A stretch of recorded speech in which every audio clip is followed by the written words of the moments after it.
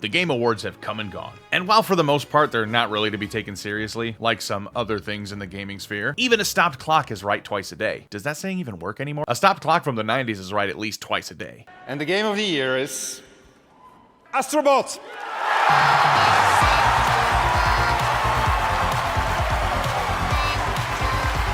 Astrobot has been named Game of the Year, something personally I totally thought was possible. Not likely, but still possible. But to some, it seems, it shouldn't have even come close. Not when it's up against another RPG, another Souls-like game, DLC to another Souls-like game, and cards. Now don't get me wrong, Astrobot definitely didn't have the grand spectacle like some of these games did, and it wasn't nearly as complex as something like Metaphor, or required the skill for something like Wukong or Elden Ring. So what is it about a lighthearted 3D platformer that put it above the rest? Let's take a look.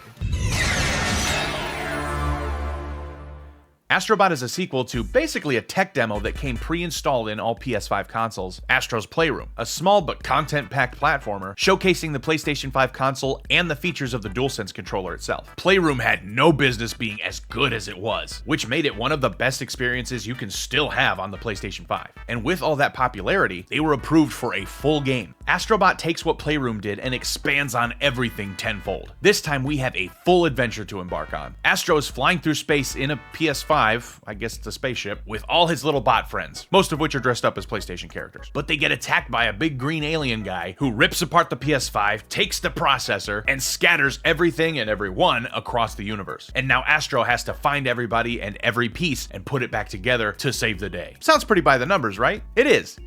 Kinda. While 3D adventure platformers are still around, they are nowhere near as big as they used to be. Games like this used to come out all the time. A lot of times it was a console's bread and butter. At the beginning, especially for Nintendo. They pretty much started the standard of 3D platformers today, which even nowadays Astrobot takes inspiration from. They even indirectly thank Nintendo for the inspiration during the award ceremony.